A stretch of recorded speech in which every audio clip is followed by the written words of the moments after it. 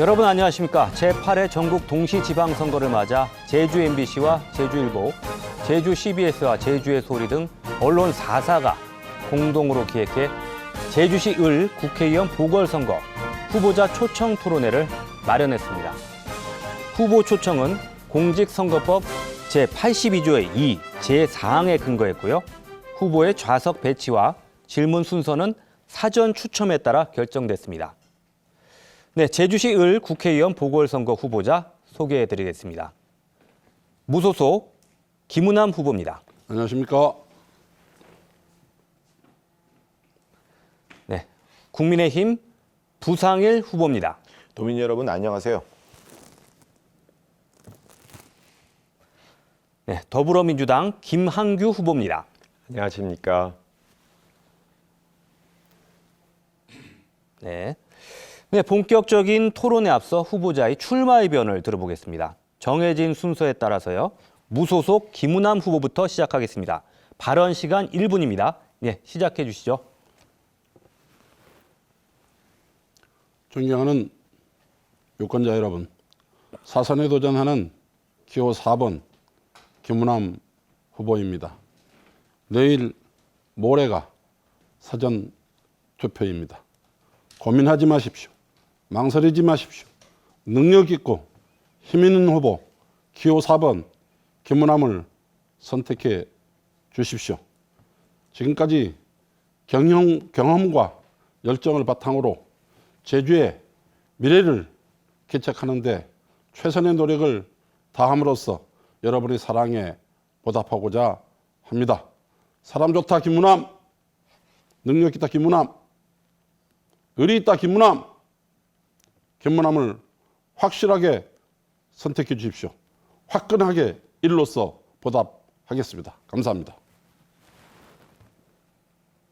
네, 이번에는 국민의힘 부상일 후보 순서입니다. 역시 발언 시간 1분입니다. 네, 시작해 주시죠. 제주만을 사랑하는 미련 곰탱이 기호 2번 국민의힘 부상일입니다. 도민 여러분, 저는 견제와 견인이라는 말씀을 여러 차례 드린 적이 있습니다. 지난 20년간 제주의 국회의원 권력 민주당이 독식해 왔습니다. 그런데 그런 민주당이 지난 대통령 선거에서 심판을 받았습니다. 우리 제주에서도 민주당에게 책임을 물어야 할 때가 온 것 같습니다. 여러분, 우리 제주의 능력만으로 우리 제주의 삶을 다 꾸리기가 버겁다는 것을 우린 알고 있습니다.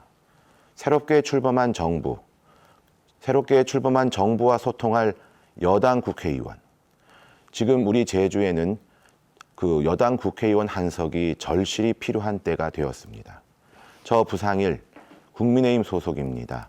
여러분이 선택해 주시면 여당의 국회의원으로서 열심히 일하겠습니다. 네, 이번에는 더불어민주당 김한규 후보 순서입니다. 역시 발언 시간 1분입니다. 네, 시작해 주시죠. 네, 안녕하세요. 더불어민주당 후보 김한규입니다. 저는 학창 시절부터 정치가 우리 사회의 중요한 문제를 해결하는 정말 가치 있고 의미 있는 일이라는 생각을 해왔습니다. 그리고 그러한 일을 해보고 싶다는 정치적 소명의식을 지금도 갖고 있습니다.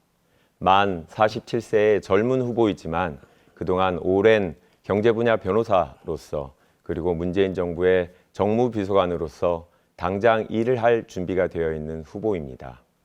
이제 제가 사랑하는 제주도와 제주 도민들과 함께 제주도의 정치, 제주도의 미래를 바꾸는 일을 함께 해보고 싶습니다.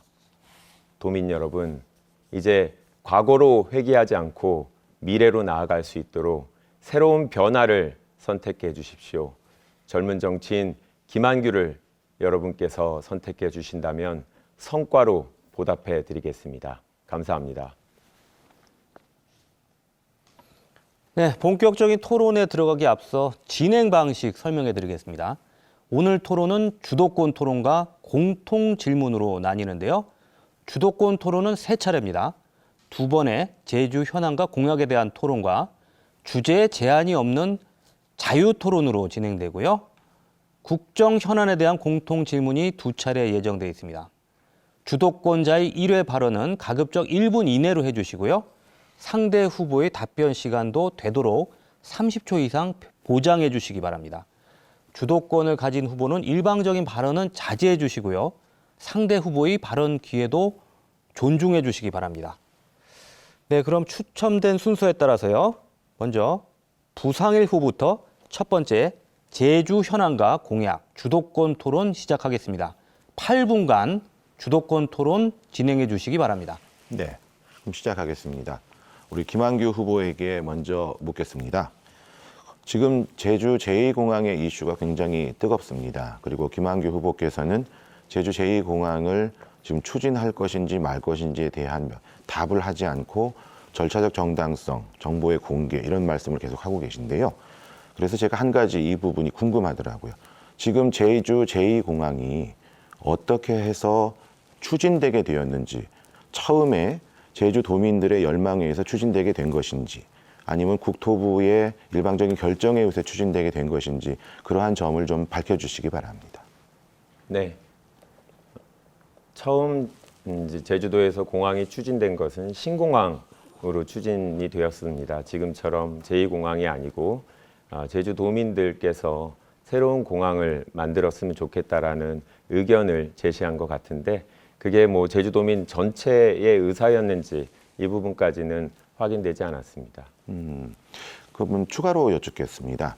당시 제주도는 제주 신공항 추진을 위해서 전 도민적인 운동이 있을 만큼 굉장히 중요한 문제로 인식하고 도민분들 전체 중에 반대하는 의견을 뭐 물론 없지는 않았겠지만 저는 확인하지 못했었는데 그 부분에 대해서는 모르신다는 말씀이신가요? 아니, 말씀하신 대로 그게 우리가 주민투표를 했었던 게 아니기 때문에 물론 당연히 새로운 공항 추진하고자 하셨던 당시 제주도민들이 많았던 것으로 알고 있습니다. 하지만 모든 일에는 다른 생각을 가지고 계신 분들도 있고 저는 그래서 갈등 해결을 위해서 도민들의 의견 수렴이 중요하다는 원칙을 갖고 있습니다. 네, 알겠습니다. 김은남 후보께 여쭙겠습니다. 예. 그 지금 제주 제2공항의 문제를 얘기할 때 지금 현재 제주공항의 문제도 같이 언급을 하는 그런 일이 있는데요. 이게 사실은 저는 이 부분이 굉장히 중요하다고 생각을 합니다. 혹시 어떤 문제, 지금 제주공항에 어떤 문제가 있어서 제주 제2공항이 추진되는지 말씀해 주실 수 있겠습니까? 아까 무슨 답변에 앞서서 신공항은 그 당시 도민의 염원 사안이었습니다. 이걸 좀 분명히 해야 되고 그 당시 그런 문제로 신공항 건설 문제를 공항 개발 기본 계획에 포함시킬 때 저희 그 당시 이제 국회의원 역할이 굉장히 컸거든요. 그 부분에서는 분명히 하고 싶고 지금 현 공항의 문제는 이미 신공항이 거론될 때부터 안전성의 문제가 있고 수용성의 문제가 있었습니다. 지금 공항 이용률이 98%입니다.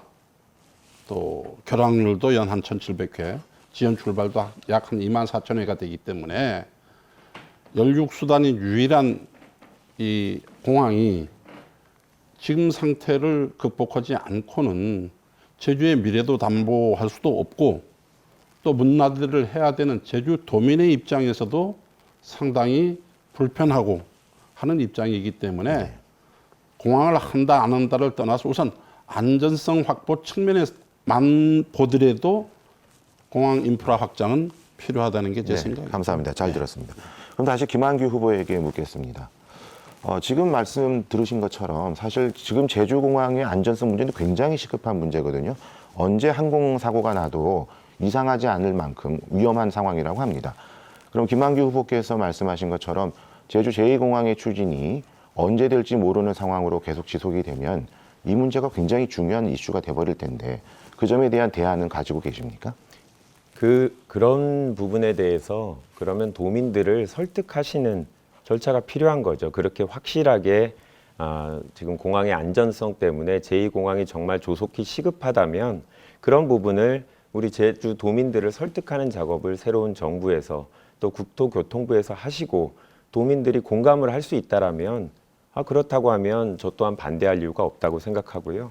그러면 김한규 후보께서는 그와 관련해서는 의견이 아예 없으신 건가요? 저 개인적인 의견은 있다고 예전 토론에서도 그걸 말씀드린 것 밝혀주시라는 같은데요. 말씀을 드리는 겁니다. 그런데 제주도의 문제에 대해서 정치인이 개인적인 의견을 밝히는 것보다 더 중요한 것은 의사결정 과정의 문제라고 생각합니다. 네. 결국은 이게 잘 한쪽 들었습니다. 방향으로 무조건 어느 한쪽을 선택하게 하게 만들려고 그러시는 것 같은데 저는 절차적 중요성이 무엇보다 아니, 아닙니다. 중요하기 때문에 김한규 후보님, 네, 제가 의도적으로 질문한 것은 제 개인적인 김한규 의견을 후보. 말씀드리는 걸 지향하고 있습니다. 네, 김한규 후보님, 제가 여쭤본 것은 안전성 문제가 시급한데 그것에 대한 대안을 생각해 보신 적이 있는지 있다면 그걸 밝혀달라는 겁니다. 왜 그러냐 하면 김한규 후보가 어떤 생각을 갖고 있는지를 유권자분들이 아셔야 하지 않겠습니까? 그러니까 생각을 아직 안 해보셨다면 안 해보셨다고 말씀하시는 게 맞는 거고요. 네, 그렇지는 않습니다.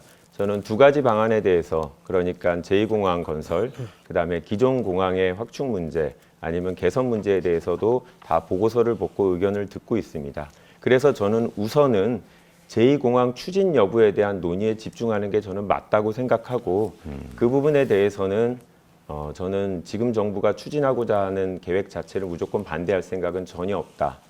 충분히 안전성 문제에 대해서 제2공항이 현실적인 안이 될 수 있다고도 생각합니다. 다만 그 부분에 대해서 다른 의견을 갖고 있는 도민들에 대한 설득 과정, 협의 과정, 알겠습니다. 예. 이 부분이 부족하다는 생각입니다. 네, 잘 들었습니다. 그러면 가덕도 공항을 문재인 정부에서 추진을 한 것은 알고 있죠? 네, 알고 있습니다. 가덕도 공항은 굉장히 시급하게 아주 일사천리로 진행이 된 것도 맞습니까? 네, 맞습니다. 그러면 가덕도 공항은 김해 공항의 안전성 문제가 시급하기 때문에 추진되었나요? 안전성만이 아니라 그 부분은 이 김해 공항이 도시하고 인접돼 있기 때문에 물류 공항으로서의 역할을 제대로 못했습니다. 왜냐하면 야간에 주민들 소음 때문에 운항을 하지 못하는 부분이 있었습니다.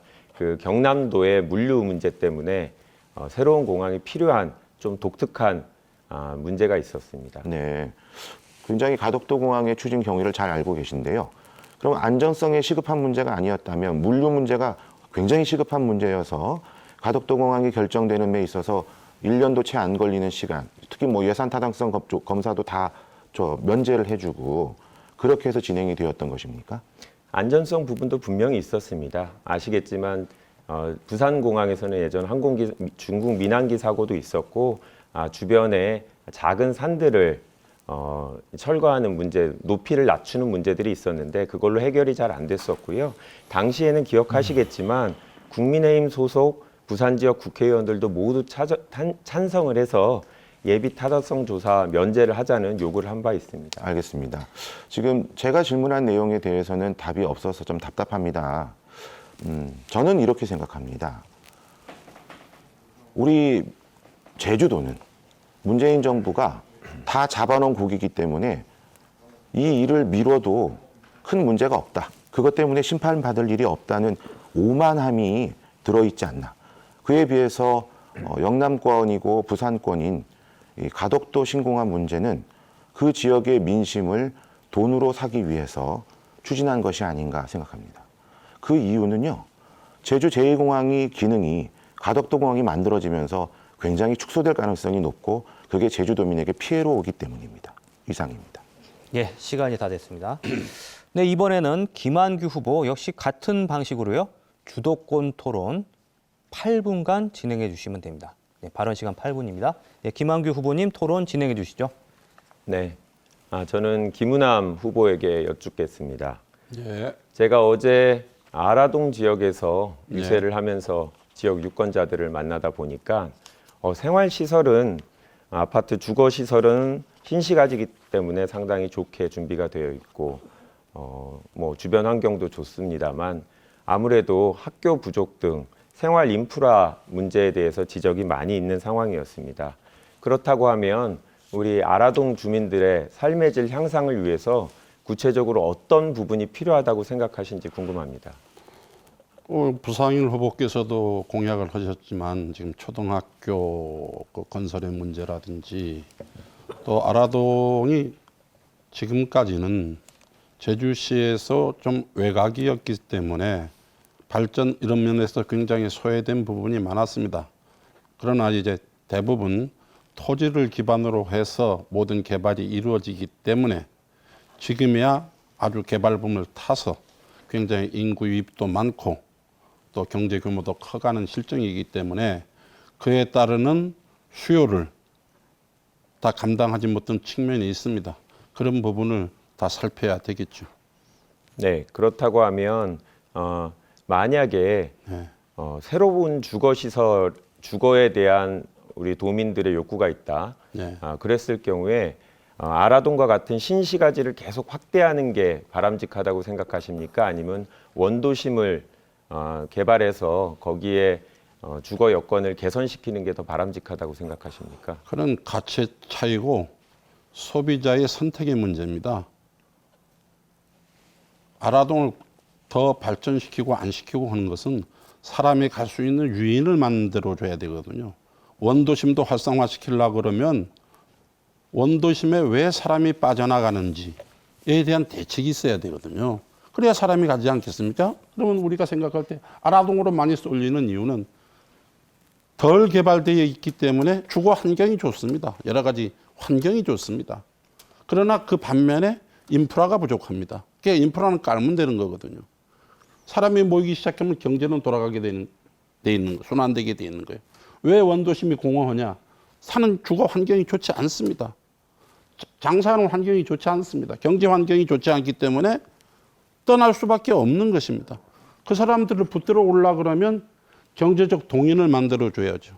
그래서 제가 지난번 토론할 때 그런 말씀을 내드린 것 같은데 지하상가라든지 중앙로상가라든지 그다음에 동문시장이라든지 이런 데를 상권이 밀접한 지역을 중심으로 면세구역을 설정한다든지 네. 아니면 신항만 건설과 같은 그런 인프라를 앞당겨 가지고 원도심 활성화에 기여할 수 있는 인프라를 확대 구축하는 그런 방안이 굉장히 필요하다고 보는 것이죠. 네. 그래야 사람이 가죠. 네, 예. 뭐 충분하게 김은남 후보님께 말씀드릴 기회를 드린 것 같은데요. 저도 원도심 부분의 활성화, 저도 동의하는 바입니다.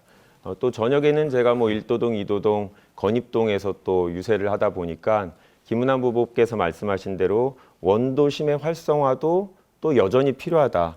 그 지역을 떠나지 않는 주민들도 있고 소상공인들은 여기가 다시 한번 활기를 되찾기를 원하고 계셨는데요. 그래서 저는 주거지를 새로 짓는 것도 하나의 방법이지만 그 지역에서 용적률 거래제를 통해서 보존할 곳과 개발할 곳을 동시에 조화롭게 운영하는 게 필요하다고 생각했는데요.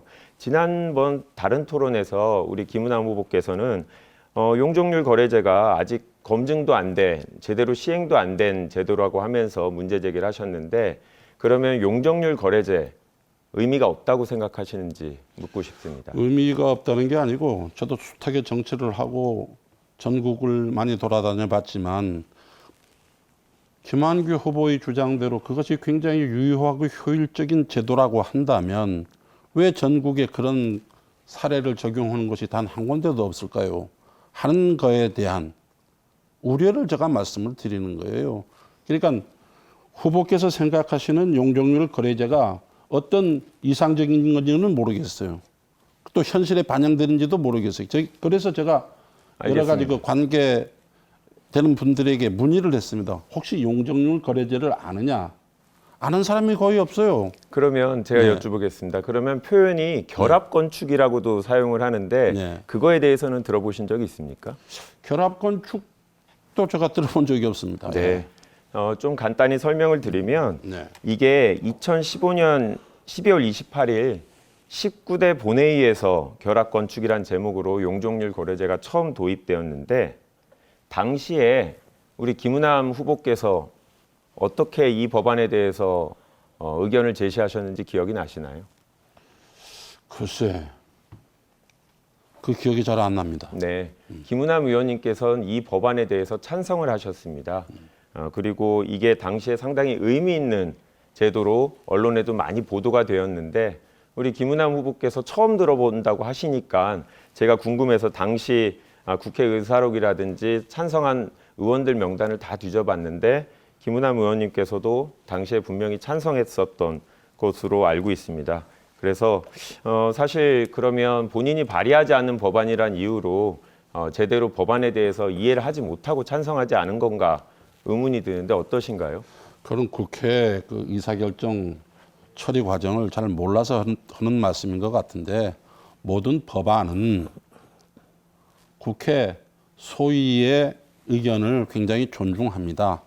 특히 이제 자기와 다른 상임위원의 의견은 아무리 유능한 국회의원이라 할지라도 그 사정을 알 수 없기 때문에 타 상임위원회의 권위를 인정해서 당에서 특별하게 당론으로 반대하지 않는 의안에 대해서는 그렇게 처리하는 것이 국회의 관행이고 국회 절차라고 저는 경험적으로 알고 있습니다. 네, 알겠습니다. 예. 이제 어떤데 아시다시피 하루에 법안이 100개, 100건, 200건이 통과되는데 그것을 무슨 재주로 하루에 법안이 100건씩 매일 통과되지는 매일? 않죠.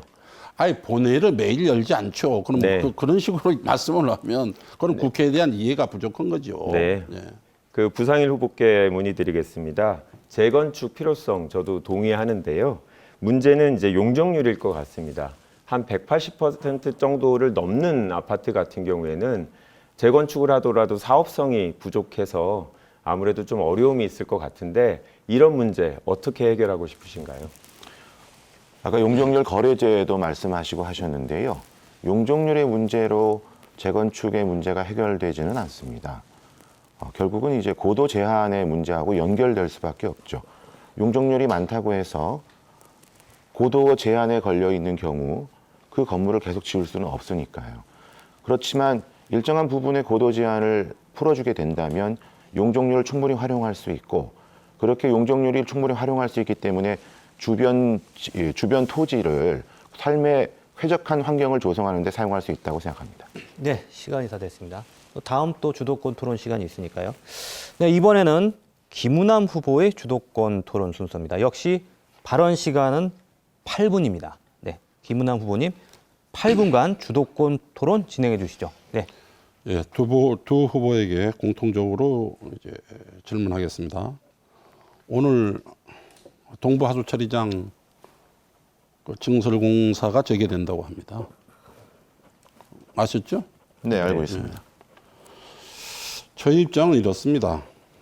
그것이 아시다시피 세계 자연유산 지구 아닙니까? 또 국가 지정문화재 지구란 말이죠. 문화재 지구에 물론 이 하수처리장 필요하죠. 시설 자체로는 그것이 상충되는 입장에서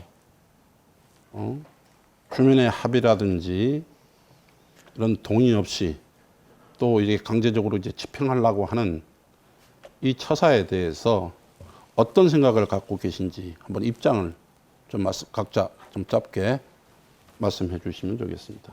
제가 먼저 할까요? 예. 예, 부상일 후보 먼저 말씀드리겠습니다. 저는 이 부분에 대해서 시청의 증설공사 재시작에 대해서 그 절차적인 진행을 중지하고 그리고 새롭게 구성되는 지방선거 지방정부라고 해야겠죠. 지방정부가 새롭게 구성되면 거기서 판단을 하는 것이 맞겠다라는 의견을 전달하고 싶어 했었습니다. 근데 후보가 그런 얘기를 시청에 전달하는 것이 선거 과정에서 매끄럽지 않은 부분이 있다고 하여 자제를 하게 되었는데 제 생각은 그렇습니다. 그리고 여기서 중요한 부분이 공사 자체를 계속 맡게 될 수는 없다는 현실적인 문제도 있습니다. 증설이 필요하니까요. 충분히 일단 답변이 있다고 생각합니다. 예, 알겠습니다. 김만규 후보의 입장을 말씀해 주세요. 네, 저도 뭐 두 분의 의견과 크게 다르지 않은데요. 제가 그 현장을 직접 갔습니다. 가보니까 옆에 그 지역 노인들께서 컨테이너 안에서 이 공사를 저지하기 위해서 계속 불침번을 서고 계셨는데요. 저도 마찬가지로 이 부분은 새로운 도정이 시작되고 나서 도와 시 그리고 주민들 의견을 충분히 듣고 해결해야 되는데 지금 선거 기간이라는 이 혼란한 상황에서 건설을 재개하는 것은 상당히 불합리하다고 생각하고 저도 문제 제기를 이제 하고 싶었는데 선거 과정이라고 좀 부정적인 우려가 있어서 공식적으로 못했습니다. 충분합니다. 예. 참 그런 그 고려까지를 다 한다고 생각하니까 깜짝 놀랐습니다. 제 자신 생각이 그렇습니다. 이게 세계 자연유산 지구입니다. 국가지정 문화재입니다. 자연유산 지구와 문화재라고 하는 것은 우리가 큰 긍지와 보람으로 지켜가야 될 문화유산이거든요. 이 문화유산을 파괴하는 그런 야만적 행동을 멈추고 지금 6월 1일이면 새로운 도지사가 선출되고 또 지역구에 국회의원이 선출이 됩니다. 그래서 저는 그 도 당국에 엄중하게 촉구합니다. 새로운 도지사가 선출되고 국회의원이 선출될 때까지 적어도 그 기간만큼이라도 이 공사를 중단할 것을 강력하게 촉구하고 또 우리 새 후보의 이름으로 이것을 도당국에 전달하는 자리가 됐으면 좋겠다는 말씀을 드립니다. 뭐 이슈가 되는데 선거 때를 고려해서 문제를 제기하지 않았다고는 굉장히 참 좋은 말씀을 했는데 우리 지금 또 하나 지역 이슈가 삼화지구 아니겠습니까? 그 문제에 대해서 우리 부상일 후보도 도지사 후보와 같이 또 우리 김한규 후보도 자당의 도지사 후보와 같이 현장을 방문했습니다. 거기서 딱 부러지게 제시한 해결책이 어떤 게 있었습니까? 제시한 해결책이요? 우리 김한규 후보에게 묻겠습니다. 아, 예. 네, 저는 이 부분에 대해서 감정평가 절차가 공정하고 합리적으로 이루어져야 된다라는 원칙을 명확하게 했고 기존의 거래사례 비교법만이 아니라 원가법을 포함해서 이 토지 가격, 부동산 가격 상승으로 인한 이익이 건설사한테 일방적으로 돌아가는 방식의 감정평가 분양 전환은 되지 않는다라는 의견을 명확하게 제시했고 됐습니다. 예. 네. 우리 부상일 후보도 뭐 저희 의견과 대충 같은 거죠? 그렇죠. 예, 네. 그렇습니다. 제가 우려하는 것은 이것은 아주 바로 그런 것입니다. 기본적인 거예요. 공정하게 감정평가해라. 그거 아닙니까? 지금 네, 그게- 평가한 방법에 대해서 문제가 있다. 또 제가 대답을- 표준 샘플 조사 소홀하게 했다. 또 갑자기 1년 사이에 2억이 오르니 투기 세력이 준동하는 것 같다. 맞습니다. 예? 맞습니다. 전부 업주와 입주자 간의 합의로 다 해결될 수 있는 문제입니다. 맞습니다. 예, 그렇죠. 정확하게 짚어주셨습니다. 예, 그렇죠. 예. 그런데 이 월정 동부 하수 처리장 문제는 정치적으로 민감한 사안에 대해서 자제했다 하고 이거는 민생의 문제로서 당사자 간의 합의가 안 되면 행정이 지도 감독하면 될 일을 가져가지고 너무 정치적으로 이용하는 것 같은 안타까움이 들었습니다. 네. 그죠? 제가 그러면 답변을 해도 예, 될까요? 알겠습니다. 좀 제 말 들어보세요. 네, 네, 그래서 뭐 민원의 현장을 찾아가는 것은 지극히 당연하고 또 해야 될 일이지만 정치권에 가서 굳이 해줘야 될 해법도 없는 걸 가지고 가가지고 마치 우리 당이 가면 해결할 수 있고 마치 다른 당이 가면 해결할 수 있는 같은 이런 정치적 행위를 중단해야 한다고 생각하는데 이 부분에 대해서만 답변을 좀 해주세요. 네. 이러한 행위를 정치적 행위라고 말씀하셨는데 정치는 희소성의 가치를 얼마나 잘 배분하느냐의 문제고 서로 이해가 다른 관계를 잘 화합시킬 수 있는 방법을 찾는 것이 아니겠습니까? 그렇죠? 자, 그럼 제가 답변을 좀 하게 좀 해주십시오. 자, 사마지구 아파트와 관련해서 이게 국회의원 일이 아니라는 말씀을 계속 하시는데 국회의원은 현장의 소리를 듣고 해법을 찾는 것입니다. 전혀 엉뚱한 답변을 아니, 하기 때문에- 엉뚱하지 아니, 않습니다. 제발 지금 얘기를 조금만 들어주세요. 아니 됐어요. 이제 시간이 1분밖에 안 남았잖아요. 내가 써야지. 제가 대답을 아니, 아예 못했지 됐습니다. 않습니까? 그러니까 제가 요구한 문제는 답변은 그게 아니잖아요. 아니죠. 저는 그게 지금 국회의원이 주님- 아니라고 하셨는데 아니, 제말 국회의원이 들어보세요. 해야 될 일이 맞습니다. 아니, 그리고 그러니까- 두 번째로 아니, 내 말 들어주세요. 이게 전국적으로 같은 일입니다. 같은 일. 아니, 그러니까 안- 같은 일인데 어느 지역은 해결이 되고 있고 이건 어느 누가 지역은 안 되고 주도권 싸움, 있습니다. 주도권 시간입니까 지금? 제가 답변할 아니, 시간 주시라는 겁니다. 제가 말씀드리는 것은 국회의원 일이 아니라는 게 아니라 행정이 충분히 저기서 요구하는 게 아주 단순한 겁니다. 공정하게 재감정해달라는 겁니다. 그렇지 않습니까? 감정 비용 원인 책임이 있는 귀책 사유가 있는 시청하고 그 해달라는 사업자가 해달라는 거예요. 그거 들어서 공정한 감정이 이루어지면 정치권에서 왈가왈부 안 돼도 스스로 해결될 수 있는 문제를 너무 정치 문제와 삼는 게 문제라는 것이지. 아니 지금 그게 국회의원이 해결이 안 되고 있지 않습니까? 아니 이게 협상 과정에 있는 거죠. 협상 과정이 일방적으로 부영 측에서 일방적으로 그러니까 진행하고 있지 않습니까? 이번에 그 점을 제주시에서 모르시는 것 조정을 같은데요? 한 거죠. 예, 시간이 다 됐습니다. 다음 순서도 있으니까요. 네, 이번에는 세 분의 후보들에게 국정 현안에 대한 공통 질문을 드리겠습니다. 질문을 듣고요. 후보별로 자신의 입장과 의견을 말씀해 주시기 바랍니다. 자, 그러면 질문 드리겠습니다. 질문 주제는요. 검수완박입니다. 검수완박. 최근에 검찰의 수사권을 완전 박탈한다 해서 이른바 검수완박을 둘러싸고 여야가 대치하는 상황이 벌어졌는데요. 부패와 경제 범죄를 제외한 나머지 범죄는 검찰이 직접 수사할 수 없도록 하고 검찰의 수사권과 기소권을 분리해서 검찰의 권한을 축소하는 법안, 결국 국회를 통과해서 시행을 앞두고 있는데요. 검찰의 권한이 비대해서 사법개혁이 필요하다는 입장이 있는 반면에 권력형 비리를 감추려는 시도 또는 범죄 수사 역량이 약화된다는 반발도 만만치가 않습니다. 검찰의 권한 축소가 계속 추진되어야 할 방향이라고 보시는지 아니라면 다시 검찰의 수사권을 보장하는 방향으로 되돌려야 한다고 보시는지 의견 말씀해 주시면 됩니다. 네, 이번에는 정해진 순서에 따라 더불어민주당 김한규 후보부터 시작하겠습니다. 발언 시간 1분입니다. 네.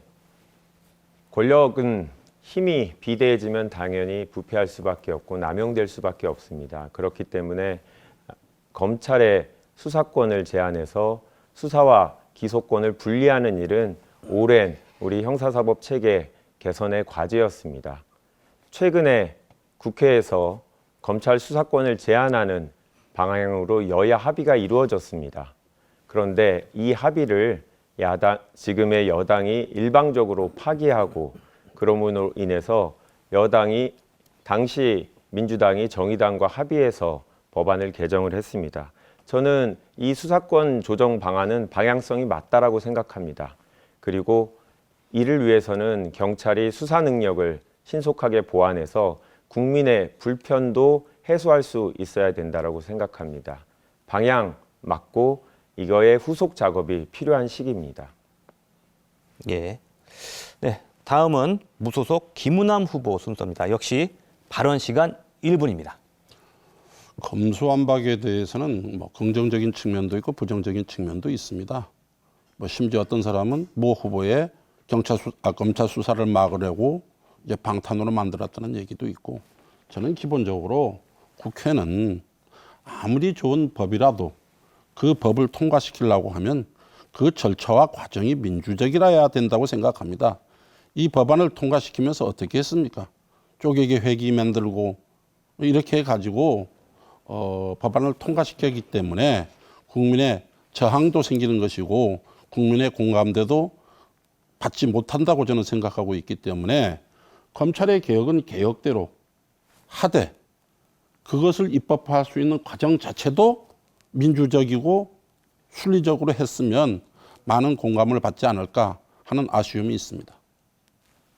예. 다음은 국민의힘 부상일 후보 순서입니다. 역시 발언 시간 1분입니다. 예, 검사의 직접 수사권을 제한하는 방향은 맞습니다. 그런데 여기서 굉장히 중요한 한 가지를 놓치고 있는 게 있습니다.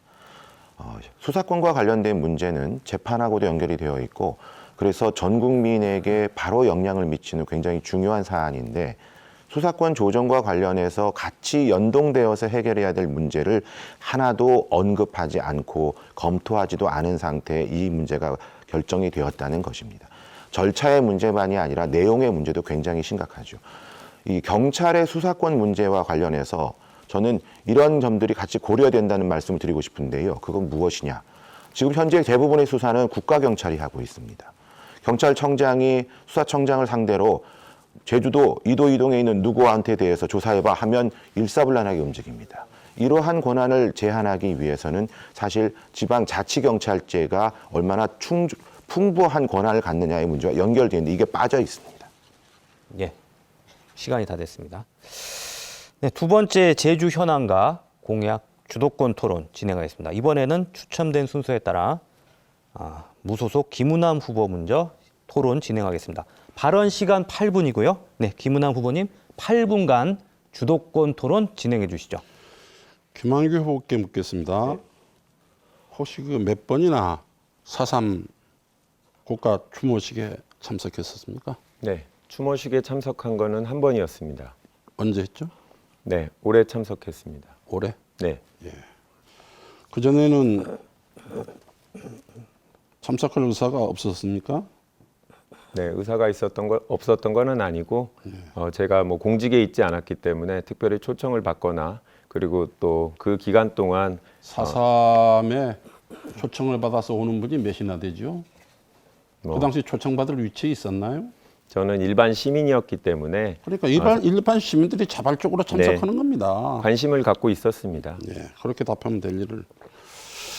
자, 이번 그 4.3 특별법 개정에 우리 그 김한규 후보도 많은 힘을 보탰다고 이렇게 했다는 것을 제가 이제 그 언론을 통해서 본 적이 있습니까? 사실이죠? 네, 법안이야 오영훈 후보를 포함한 국회에서 했고 저는 여야 당정 협의를 통해서 우선 처리 법안으로 선정하는데 같이 합의를 했습니다. 그러면 그 본질적인 내용에 있어서 이게 보상금이 맞습니까? 배상금이 맞습니까? 위로금이 맞습니까? 저 개인적으로는 법적으로는 배상이 맞다고 생각합니다. 그렇게 생각하시죠? 예. 부상일 후보는 어떻게 생각하십니까? 네. 저는 이 4.3 특별법 초안을 만들 때부터 국가가 배상해야 한다는 주장을 일관되게 하고 있습니다. 네, 됐습니다. 예. 맞습니다. 모든 게 정명이 중요하듯이 대통령께서 국가 공권력에 의한 희생이라고 규정을 해서 국가의 불법성을 인정했기 때문에 당연히 배상금이라야 맞는 거죠. 그리고 또 지난번 제주지방에서도 배상 판결을 했단 말입니다. 배상을 하라고 판결을 했는데 왜 청와대에서 이걸 조정을 했다는데 배상금이라고 해야 되는 것을 보상금이라고 했을까요? 나 이 부분에 좀 의문이 갑니다. 여기에 대해서 답변 좀 해주시겠어요? 네, 그 법안은 네. 이제 말씀하신 대로 아무래도 현실적으로 배상이라고 했을 경우에 국가의 위법성을 개별적으로 다 확인하는 어려움이 있기 때문에 현실적으로 보상금이라는 표현을 사용한 것 같은데요. 저도 당시 그 법안을 보면서 아쉬움이 있었습니다. 왜냐하면 배상 네, 됐습니다. 판결이 이미 됐습니다. 여러 개 있기 때문에요. 네, 됐습니다. 그러면 이번 그 사단법 개정을 해서 배상금이라고 해야 맞겠죠? 그런 노력을 그런 의향이 있습니까? 네, 법 개정의 문구가 필요하다고 생각하시면 뭐 그게 꼭 필요하다고 생각하면 저도 함께 하겠는데 저는 그거보다 실제로 이분들한테 유가족들이나 피해자들이 국가 공권력에 의한 피해자라는 것들을 확인하고 이분들의 명예회복, 진상회복과 진상회복을 하는 게 진상 규명을 하는 게 더 중요하다는 생각을 하고 있었습니다. 그러니까 명예회복 때문에 배상이라고 해야 된다는 것입니다. 네. 그렇지 않겠습니까? 그 억울한 죽음에 대해 국가 공권력에 대한 억울한 죽음을 보상이라고 한다면 그건 말이 안 되는 것이죠. 그래서 이 부분은 반드한 시정이 필요하다는 생각이 들고 그 다음에 지금 그 차등 지급에 대해서 배상금 차등 지급에 대해서 불만이 굉장히 많습니다. 이 부분에 대해서는 우리 부상일 후보 어떻게 생각하십니까? 네.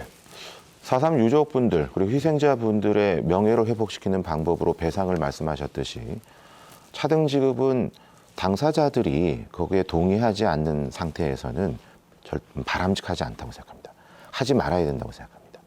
차등 지급의 문제는 국가가 잘못을 해서 그거에 대한 배상을 또는 뭐 지금 보상이라고 표현을 하고 있습니다만은 그렇게 하고 있는데 그것을 잘못한 쪽에서 먼저 누구를 지급할 것인지 결정한다.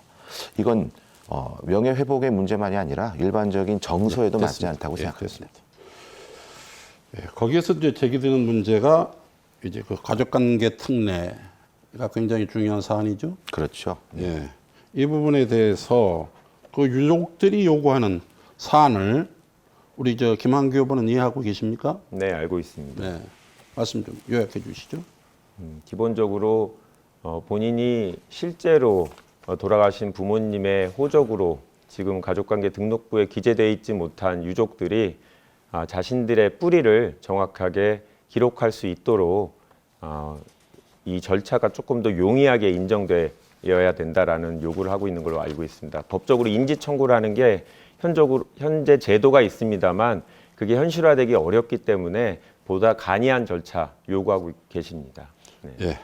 자, 사삼은 이 정도로 하고 그 신항만 건설과 관련해서 묻겠습니다.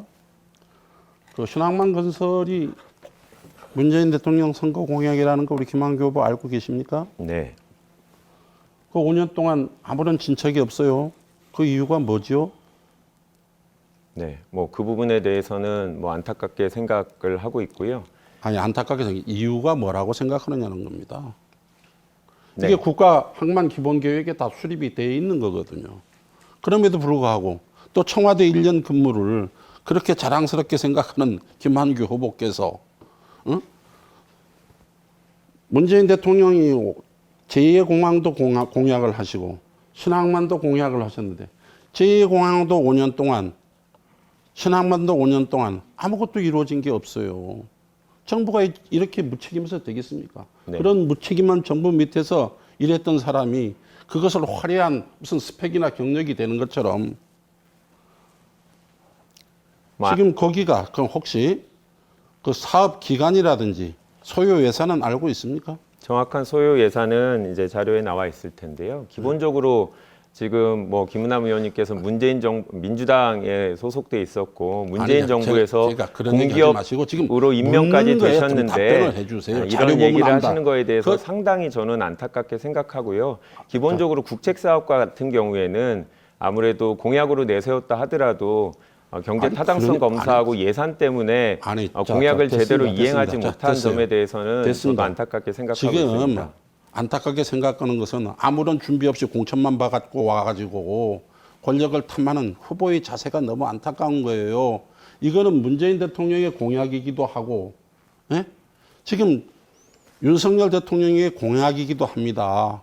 그런데 적어도 제주도 7대 공약에 대해서 그런 기본적인 개념조차 이해하지 않고 자료로 보면 알겠죠. 자료로 봐서 모를 게 뭐가 있습니까?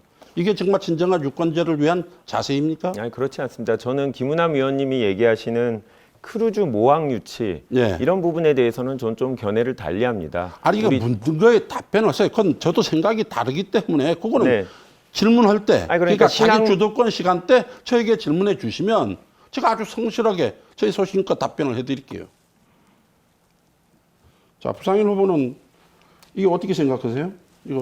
이거라 이게 지금 여러 가지 얘기가 나와서. 신앙만. 저는 신항만 조속히 추진해야 된다고 생각합니다. 그러니까 지금 어떻게 크루즈와 어떤 여객선 위주로 여객 선석 위주로 개발해야 된다는 말입니까? 저는 그 부분에 대해서는 두 가지 생각을 갖고 있습니다. 예, 시간이 다 됐습니다. 다음 순서가 국민의힘 부상일 후보 순서입니다. 역시 발언 시간 8분이고요. 8분간 주도권 토론 진행해 주시죠. 네.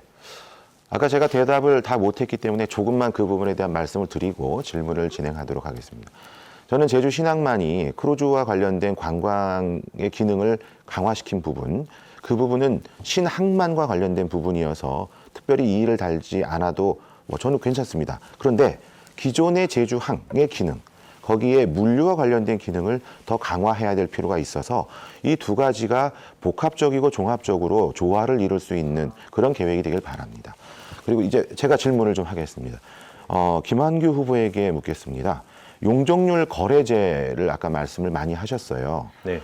그런데 이제 어떤 경우에는 용적률 교환제라고도 얘기하고 용적률 거래제라고도 얘기했는데 이게 같은 겁니까? 네, 같은 겁니다. 네, 그럼- 네. 법적인 용어는 아까 말씀드린 대로 결합 건축이고요. 그렇죠. 예. 네. 맞습니다. 그러면 용적률 거래제라는 표현을 이 공약집에 쓰셨으니까 그 말로 통일해서 얘기하겠습니다. 용적률 거래제의 대표적인 사례가 제가 알기로는 맨하탄으로 알고 있거든요. 뉴욕의 맨하탄. 네. 맞습니까? 네, 맞습니다. 네.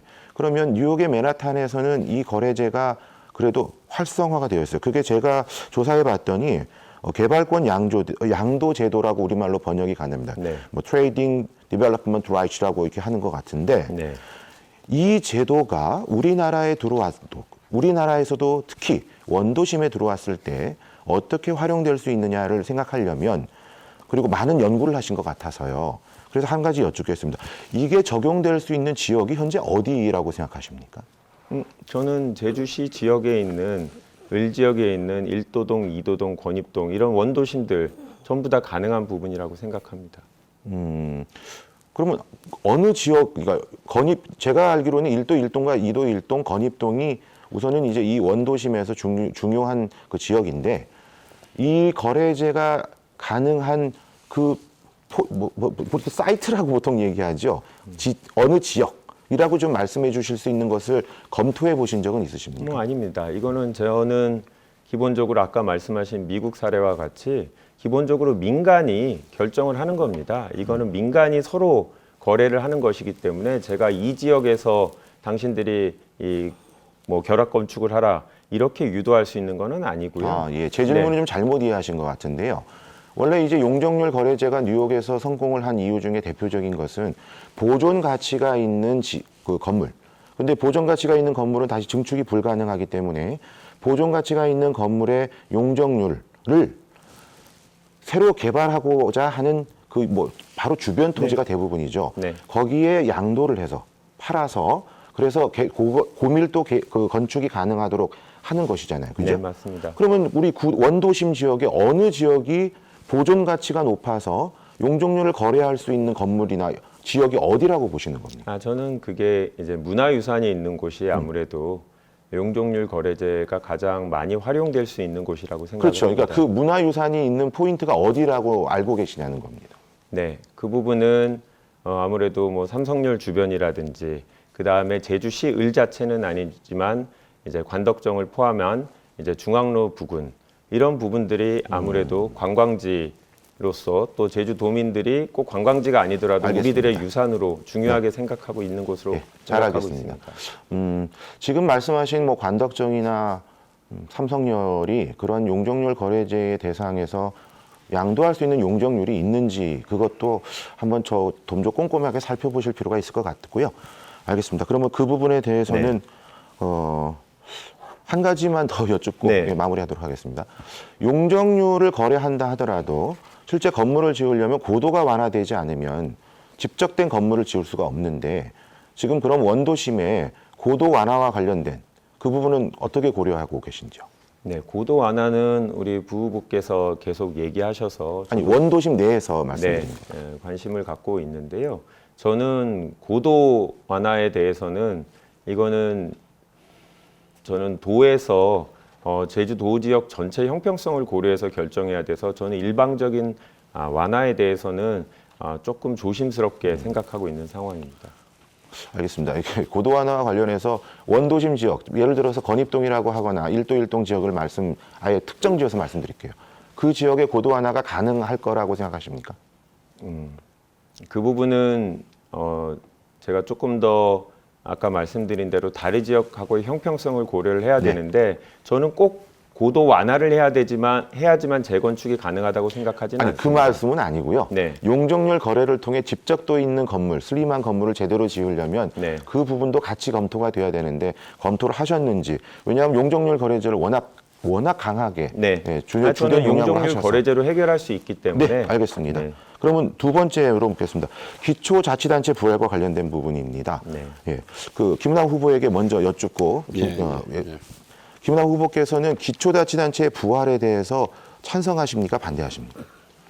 그 기계적으로 답변할 사안은 아니고요. 네. 지금 당장 저희 입장을 말씀드리다 하면 이제 그 2006년도 우리 특별자치도가 이제 설치가 되고 그 효율적 추진을 위해서 이제 그 기초단체가 없어진 것은 사실 아닙니까? 그 후에 이제 거의 20년이 다가오는데 이제 그러다 보니까 제왕적 도지사에 대한 폐해라든지 네. 과연 단층 자치체제를 가져가지고 이 복잡한 현안 문제들을 다 해결할 수 있을까 하는 그런 그 걱정이 있는 게 사실입니다. 그래서 특별자치도 20년에 대한 이런 평가를 한번 하고 그다음 후순으로 지금 전에는 4개의 기초자치단체에서 이제 2개의 행정시로 되기 때문에 우리가 불필요하게 행정시장 직선제에만 몰두할 것이 아니라 네. 차라리 2개의 그 행정시에 자치권을 주는 것이 네, 오히려 알겠습니다. 그 지역 발전에도 좋을 수 있고 재앙적 도지사의 폐해도 막을 수 있는 방법이 아닌가 하는 그런 생각을 가지고 이것은 도민의 합의가 필요하다. 잘 들었습니다. 하는 예, 감사합니다. 예. 그럼 김한규 후보에게 묻겠습니다. 김한규 후보는 기초자치단체의 부활과 관련된 얘기를 하시긴 하셨는데요. 우선은 우리 제주시 을 지역의 행정체제에 대한 이해도가 어느 정도 되는지 한번 여쭙고 싶습니다. 혹시 제주시 을 지역에는 동지역과 읍면 지역이 있는 거 알고 계시죠? 네, 알고 있습니다. 네. 두 개의 읍지역이 있는데 이 두 개의 읍지역에는 몇 개의 리로 구성됐는지 알고 계십니까? 구자읍이 12개 리고 네. 네, 조촌은 10개 리로 알고 있습니다. 아, 예. 그럼 우도는 어떻게 구성되어 있는지? 네, 우도는 정확하게 몇 개 리로 구성되어 있는지는 제가 기억을 못 네, 하고 네. 있습니다.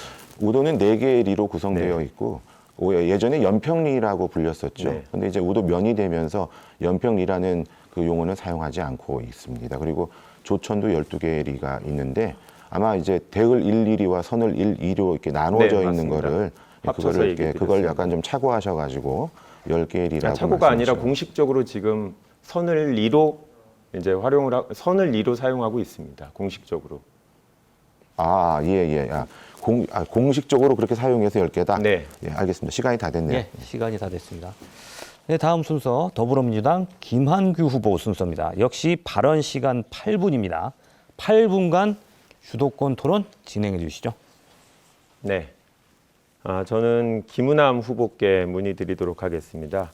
아무래도 그 농업 활성화 방안에 대해서 가장 많은 관심을 가지고 계셨고 의정 활동도 그런 분야에 집중하셨던 것으로 이해를 하고 있습니다. 그래서 토론회 과정에서 하시는 말씀 잘 듣고 저도 보완하기 위해서 여러분들을 만나고 있는데요. 이분들께 들어봤더니 제주도 농업의 가장 큰 문제에 대해서 기후변화 때문이다라고 얘기하시면서 결국 월동채소의 가격 경쟁력 이 부분이 가장 우려된다라고 얘기하시는데 혹시 이 부분에 대해서 동의하시는지 그리고 해결 방안이 어떤 게 있는지 궁금합니다. 아주 정확한 지적이고요. 아주 정확한 지적입니다. 그래서 월동 채소 거의 90%가 다 제주도에서 생산됩니다. 그런데 사실은 우리가 정말 배짱을 크게 부리자 그러면 네. 월동 채소 출하를요. 보름 정도만 제주에서 하지 않으면 육지에는 다 비타민 결핍 올 정도로 이렇게 중요한 일을 제주도가 하고 있어요. 그런데 이것을 해상물류비를 좀 지원해달라고 해가지고 정부가 버티고 있거든요. 그렇지 네. 않습니까? 네. 그렇기 때문에 그래서 우리 김한규 후보도 공약하다시피 해상물류비를 지원해줘야 네. 되겠다 하는 게 거기에 정당성이 있는 네. 거예요. 다만 정부는 제주가 도서개발촉진법상의 도가 아니기 때문에 네. 그런 혜택을 줄 수 없다고 하는데 그래서 조건부리 지역 직불제라든가 조건 수산부리 직불제 할 때는 제주도를 예외적으로 제주도를 포함한 도서라고 해서 적용을 했거든요. 그것을 준용한다고 하면 택배비라든지 해상물류비에도 그 특례가 적용될 수 있다. 이 노력을 이번 국회의원이 되면 해야 된다는 게 그러면 농민들이 주장하는 네. 그런 것을 해소할 수 있고 혹시 지금 그 농가 부채가 굉장히 심각합니다. 이 부분에 대해서 제주도 농가 부채가 어느 정도 되는지 파악하고 계십니까? 네, 뭐 1인당 8천만 원 정도 되는 경우들이 있는 것 같은데 제 질문이니까 네, 제가 네, 주도해서 네, 이제 네, 하겠습니다. 네. 저도 얘기를 듣다 보니까 상당히 이제 그런 부분이 중요하고 결국 지속 가능한 농업이란 표현을 많이 하시고 네. 농업의 다원적 기능이란 표현도 후보님을 포함해서 여러 농민들이 얘기하고 계시고 저도 최근에 이제 우크라이나 사태를 보면서 식량 안보의 중요성에 대해서 이제 공감을 하고 있는데요. 이제 직불금에 대해서 많이 얘기를 하셨는데 제가 궁금한 거는 혹시 김은남 의원님께서 이제 농지를 갖고 계신데 본인도 직불금이나 아니면 수당의 어떤 대상자가 되시는 건가요? 제가 직접 농사를 지으면 대상자가 되죠. 그러니까 현재 지금 어떠신 상황인가요? 저는 그 상속 재산이기 때문에 네. 농사는 짓지 않고 예. 저희 여동생이 관리를 하고 있습니다. 그래서 저는 직불제를 신청해본 일도 없고 수령해본 일도 없습니다. 그러면 네. 이제 그렇다 할지라도 그래도 실제로 여동생을 통해서 농업 경영을 하니까 현재 농업 경영의 어려움도 이제 알고 계실 거라고 그럼요. 보는데요. 이 농약하고 비료 등 원료비 부담 증가에 대해서 상당히 많은 이제 민원들이 나오고 있는 것 같은데 그렇습니다. 예. 요번에 지금 윤석열 정부에서 2차 추경을 하면서 네. 거기에 들어간 농업 지원 그 항목들은 오히려 줄어들었습니다. 네. 이 부분에 대해서 정부가 조금 더 적극적으로 지원을 해야 되는 게 맞는지 아니면 이거는 뭐 원료비가 국제적으로 증가한 거는 뭐 개인이 부담해야 되는 거 아니냐, 국가가 나서는 게 아니라 뭐 이런 논리에 대해서는 어떻게 생각하십니까? 그런 정부가 적극 개입을 해야 된다고 생각합니다. 왜냐하면 1차 산업은 생명산업이거든요. 이걸 국가 경쟁력까지 가지고 네. 따진다는 것은 안 되는 것이고 그렇지 않겠습니까? 네. 그래서 한전도 뭐 제대로 요금을 다 받으면 한전이 적자 날 리가 없죠. 네. 그러면서 산업용이라든지 뭐 이런 거에 대해서 각종 세제 혜택을 주기 때문에 적자가 난 것을 국가가 부담해 주듯이 뭐 우크라이나 사태로 인해 가지고 네. 지금 원자재 가격이 올라 가지고 이런 게 또 가중되는 거 아니겠습니까? 이거는 국가가 적극 개입을 해서 예산을 지원해야 된다고 그렇게 생각하고 있습니다. 네. 그러면 이제 부상일 후보께도 한번 여쭤보겠습니다. 이 농촌 인력 부족 문제가 상당히 심각한 상황인데요. 보니까 제주도도 계속 노력을 하고 있었습니다. 농촌 인력 중개센터를 운영해서 이 문제를 해결하려고 하고 있는데 도민들은 또 농민들은 한계가 많다라는 지적이 있습니다. 구체적으로 어떤 한계에 대해서 농민들이 우려하고 있다고 알고 계신가요? 우선 이제 신청 절차가 많이 까다롭죠. 그래서 이제 농민들이 그 신청 조건을 다 맞추고 또 배정을 받기까지 여러 가지 어려움들이 있는데 그러한 과정에서 사실 농사일은 시간을 놓치면은 다 1년 농사가 어떤 시간에 적절한 노동력이 제공되지 않으면 그럼 농사 자체가 이제 막 망치는 그런 결과로 이어지는 이게 굉장히 중요한 문제이고 어려운 문제라고 그러면 알고 구체적으로 그런 문제를 해결하기 위해서 어떤 방안을 생각하고 계십니까? 결국은 이제 인재 풀과 관련된 인재 은행을 우리가 이제 운영했던 다른 사례들이 있습니다. 네. 예, 그런 것처럼 외국인 노동자들이 농촌 지역에서 일을 할 수 있는 그런 리스트업들을 사전에 계속 받고 그걸 바탕으로 출입국과 관련된 절차들을 사전에 어느 정도 이렇게 해놓은 상태에서 입국이죠. 입국 절차를 간소화하는 것이 같이 결합이 된다면 그러면 신속하게 제공이 될 수 있는 부분이 있고 그러면 두 번째는 네. 아니 그 질문 그 답변 예, 관련 예. 입국 절차를 간소화한다라는 게 구체적으로 어떤 얘기를 말씀하시는 예. 건가요? 외국에서 네. 외국 근로자가 한국에 들어와서 이렇게 근로를 하기 위해서는 네. 그 분에 대한 여러 가지 입국과 관련된 서류들을 사전 점검을 하지 않습니까? 그렇죠?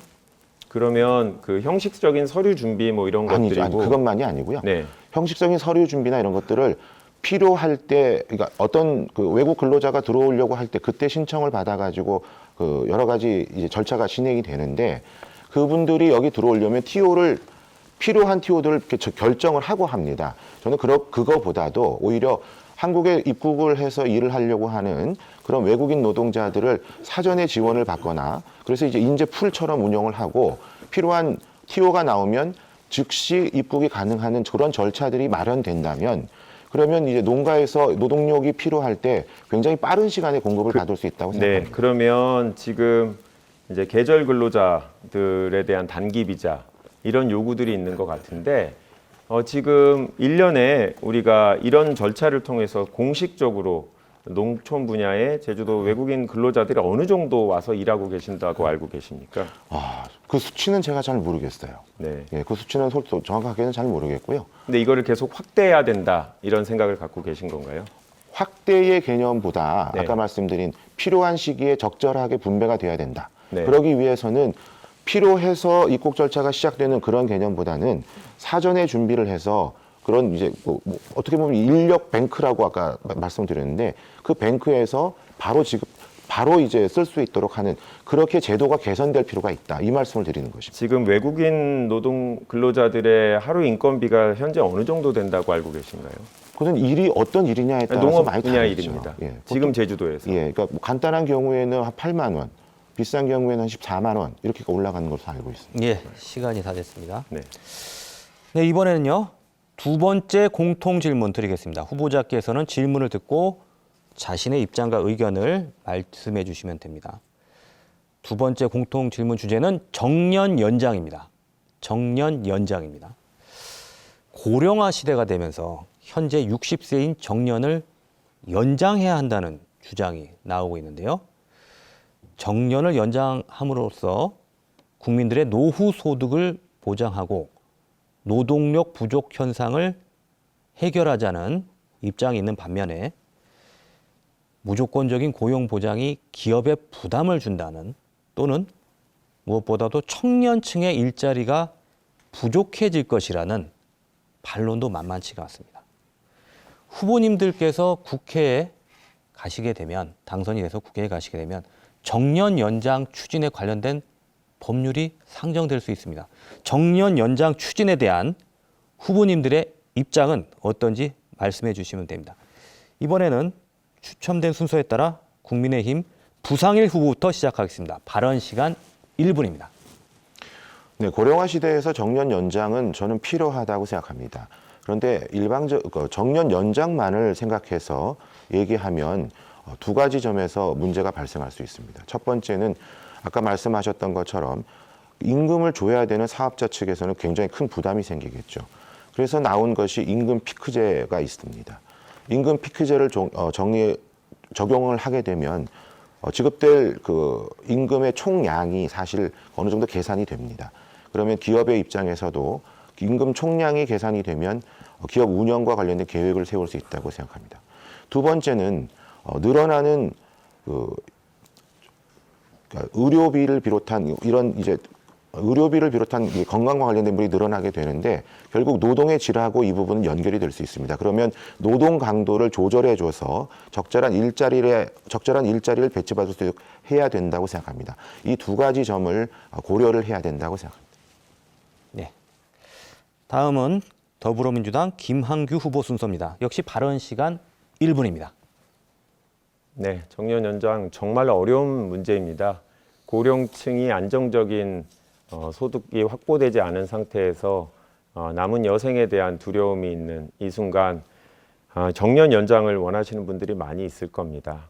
하지만 저는 이 부분에 대해서는 조금 더 신중히 접근을 해야 된다고 생각합니다. 최근에 국내 모 큰 자동차 회사에서 정년 연장에 대한 논의가 있었고 그로 인해서 그 회사는 수년 동안 신규 젊은 층을 채용하지 못하는 문제가 있었습니다. 고령의 소득 보장은 우리가 부족한 국민연금의 소득 대체율 높이고 기초연금을 확대하는 방식으로 국가가 나서서 노력을 해야 되지 우리 2030 대한민국의 미래 세대의 일자리를 확보하지 못한 상황에서 무조건적으로 고령 정년 연장을 택하는 것은 적절하지 않다고 생각합니다. 네. 다음은 무소속 김은남 후보 순서입니다. 역시 발언 시간 1분입니다. 정년 문제는 뭐 나라마다 다른 걸로 알고 있습니다. 우리는 60세면 일본은 65세, 뭐 유럽 같은 데는 70세, 75세 되는 이런 데도 있습니다. 그래서 이거는 국가 전체적인 차원에서 사실 이 저출산, 지금 뭐 OECD 국가 중에 우리가 합계 출산율이 뭐 0.9 정도 될 정도로 하고 있기 때문에 기존에 있는 그 산업 인력 그걸 어떻게 충당해 나갈 것인가 하는 그 고려도 있어야 되고 또 평균 수명이 연장에 따라서 지금 우리나라가 지금 OECD 가입국 중에 노인 빈곤율이 굉장히 높은 나라거든요. 그러니까 이런 문제를 해결하기 위해서라도 필요는 있다고 볼 수 있지만 이거는 전반적인 국가 경제 측면에서 심도 있는 고려가 필요한 것이 아닌가. 필요성은 저는 있다고 봅니다. 네. 예. 네, 다음 순서는요. 주도권 토론입니다. 이번 주도권 토론은 자유 주제로 진행하시면 됩니다. 후보 주도권 시간은 9분입니다. 네. 추첨된 순서에 따라서요. 먼저 더불어민주당 김한규 후보부터 주도권 토론 시작하겠습니다. 9분간 주도권 토론 진행해 주시죠. 네, 저는 부상일 후보에게 문의드리겠습니다. 아까 한번 나온 이슈입니다. 우리 4.3 특별법 모든 도민들이 상당히 기대했던 법안이고 여전히 아쉬움도 갖고 있는 법안이라서 우리 세 후보 모두 후속 법안 마련에 대해서 공감대를 갖고 있는 상황인데요.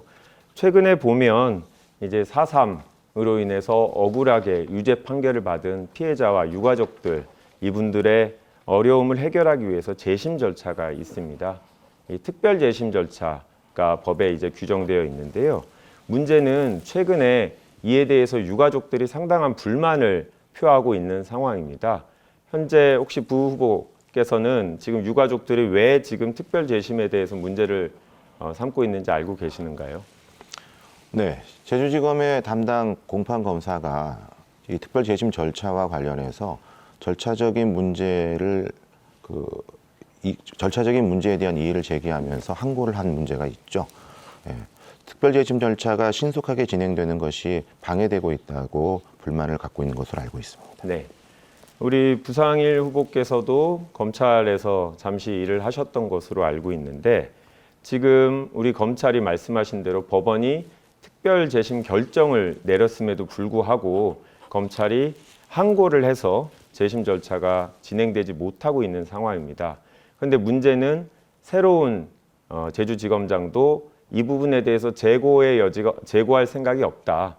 그대로 특별 재심에 대한 항고를 유지하겠다라고 하는데 부 후보께서는 이 문제 어떻게 해결해야 된다고 생각하시나요? 신속한 해결이 중요하죠. 그런데 뭐 우리 김한규 후보께서도 변호사시어서 절차적인 정당성이 같이 확보돼야 될 필요가 있다는 것은 아마 동의하실 겁니다.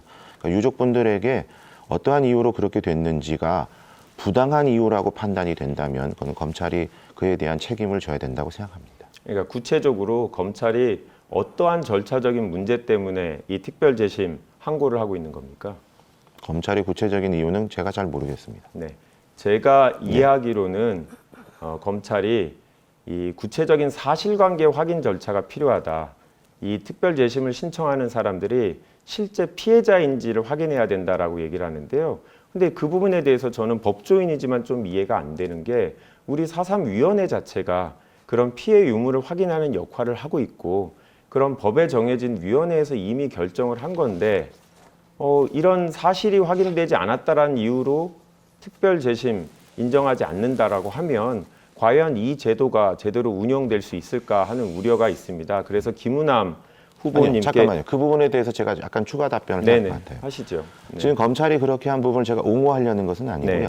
검찰이 그런 주장을 한 이유는 아무 근거 없이 그런 주장을 했다고 알고 계십니까?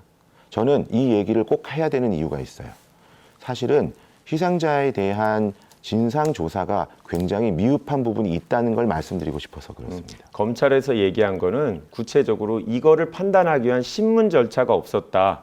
서로 의견 개진을 하는 신문 기일이 있어야 되는데 재판부가 이걸 안 잡았다고 하는데 문제는 의견 개진을 하라고 검찰한테 요청을 했는데도 검찰이 아무런 의견 개진을 하지 않은 상태에서 법적으로 꼭 필요하지 않은 임의사항인 신문 기일을 안 했다라는 이유로 항고를 하고 있어서 네. 유가족들이 불만을 갖고 있는 건데요. 네, 맞습니다. 네. 그래서 지금 이게 항고 절차가 진행되고 있잖아요. 지금 저는 이런 말씀 드리고 싶어요.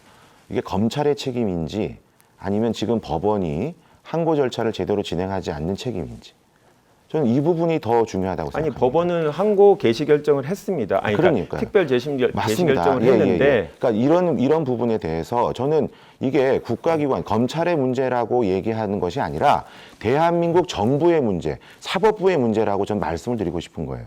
제가 아까 잘 모르겠습니다 하고 얘기한 이유는 지금 말씀하신 것처럼 그런 부분을 아주 그러니까 미시적인 것만 지적하실 것 같아서 제가 사실은 말씀 그렇게 부분이라고 했는데 생각하지는 않습니다. 아닙니다. 이거 굉장히 중요한 부분입니다. 아니, 그러니까 저도 제주 중요한 거고 4.3은 미시적인 국가가 문제가 잘못을 아니라고 해서 생각합니다. 그러니까 미시적이 아니라면 네. 지금 항고 절차를 사실은 빨리 진행해가지고 바로 심지어 일주일 이내도 결정할 수 있어요.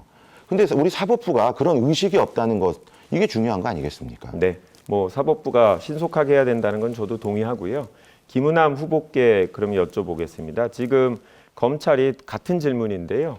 특별 재심 절차에서 검찰이 법원에 재심 개시 결정에 대해서 문제를 제기하고 항고를 제기해서 지금 특별 재심이 제대로 이루어지지 않는 문제 어떻게 판단하고 계십니까? 그거는 제가 그 법률적 전문가가 아니기 때문에 네.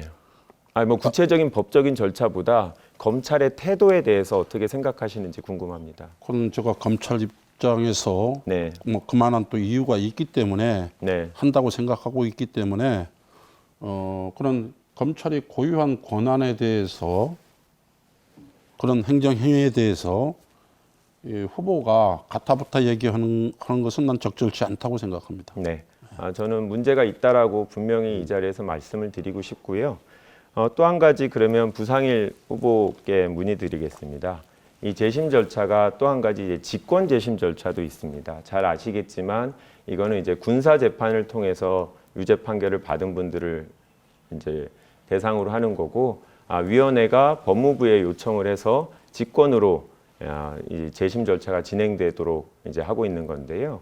혹시 이 변호사시니까 저는 못했습니다. 공직에 있어서 혹시 이 사건의 변호인으로 혹시 참여하시거나 아니면 뭐 유가족들과 함께 이 일을 도와주신 적이 있으신가요? 변호인으로 참여를 한 적은 없습니다. 네. 그리고 대신 네. 4.3 유족분들이 저하고 개인적인 친분 관계가 많아서 저한테 많이 문의해 오십니다. 네. 그리고 지금 이 사건을 맡는 변호인 분들은 아마 그 전부터 계속 이 유사 사건들을 해왔던 분들에게 계속 그 의뢰를 하는 걸로 알고 있어요. 네, 알겠습니다. 이게 뭐 조금만 사실 더- 아니 재판만이 알겠습니다. 아니라 그런 알겠습니다. 방식으로 유가족한테 조언을 하는 것도 의미 있는 일이죠. 네.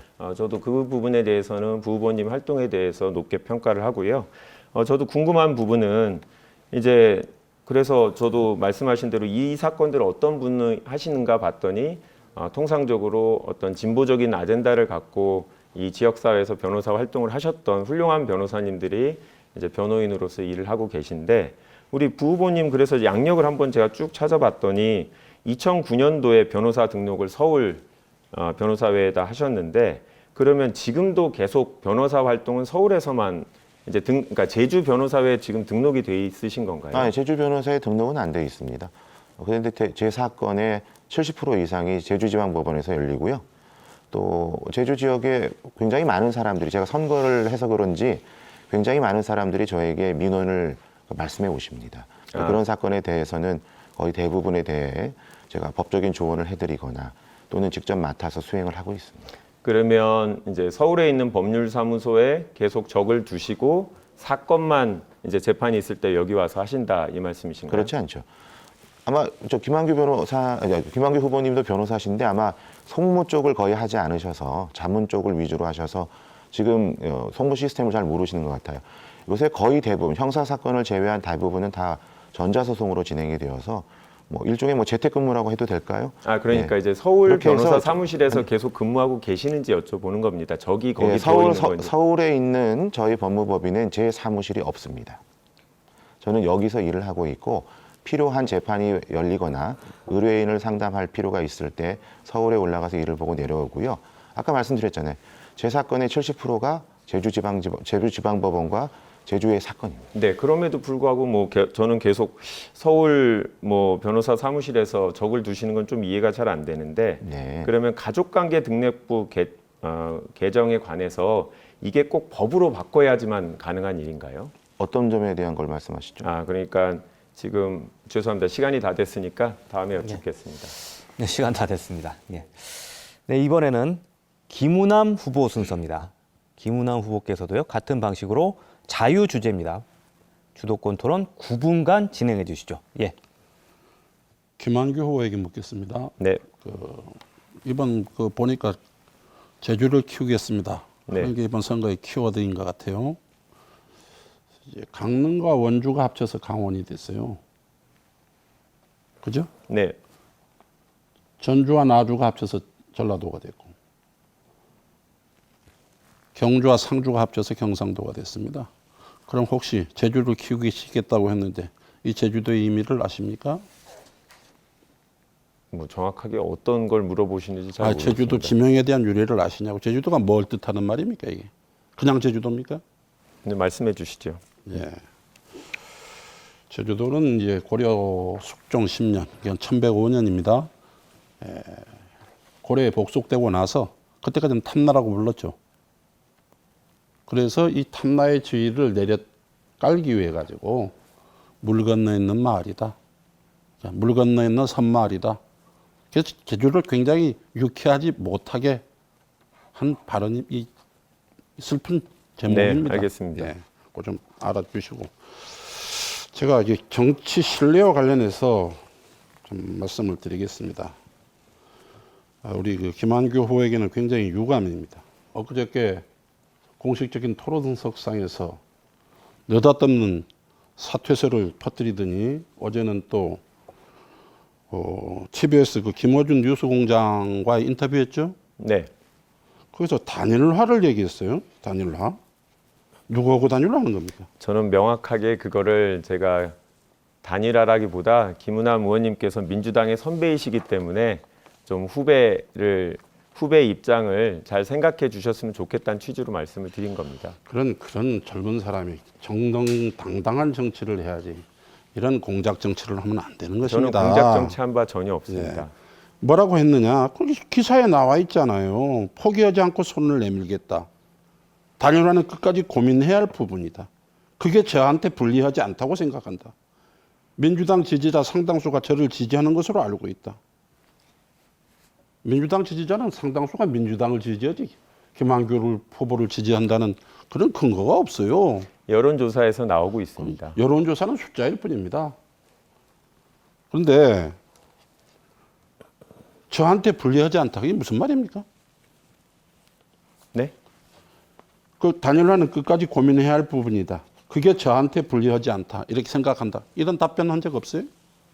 저도 정확하게 제가 그런 표현을 했는지 잘 기억이 나지 않는데 아예 죄송합니다. 어제 낮에 인터뷰한 것을 기억하지 못한다고 네, 어제 하면 아침에 했는데 그- 정확하게 기억하지는 못하는데요. 저는 그러니까 그 이후에 이제 후보님, 후속으로 언론에 말씀드리기는 후보님. 네. 불리한 것은 모른다 그러고 유리한 것은 안다고 하고 그런 정치를 그렇게 하면 안 됩니다. 예?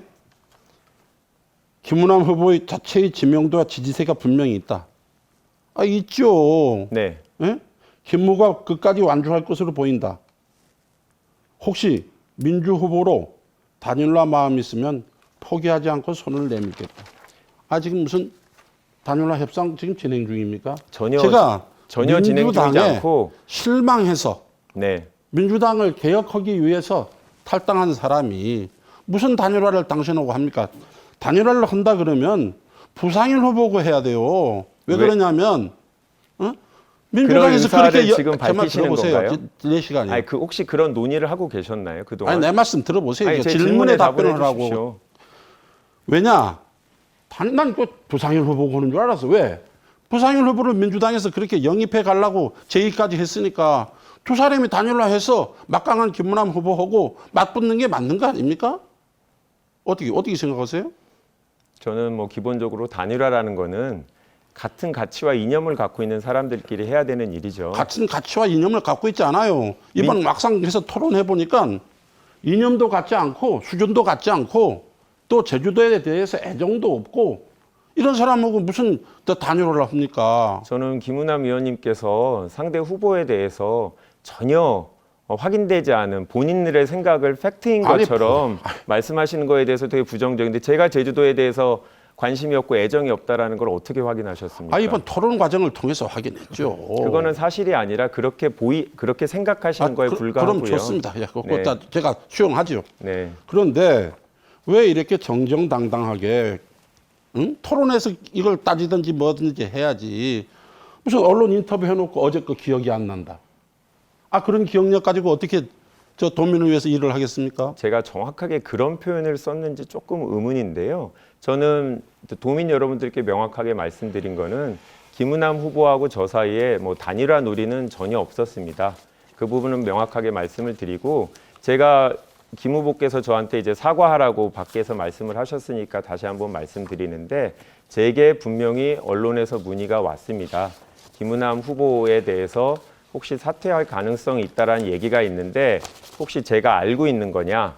혹시 저하고 혹시 단일화 논의를 하는 과정에서 그런 얘기가 나왔냐고 해서 제가 그렇지 않다라고 답변을 드렸고 됐습니다. 제가 혹시 이런 것들을 밖으로 됐습니다. 확인하면 또 오해를 하실까 봐 됐습니다. 국민들한테 명확하게 김은남 김한규 후보께서 후보님. 얘기하실 기회를 드린 그건 겁니다. 사나이답지 못한 거예요. 젊은 정치인답지 못한 겁니다. 지금 젊은 정치인이라고 했는데요.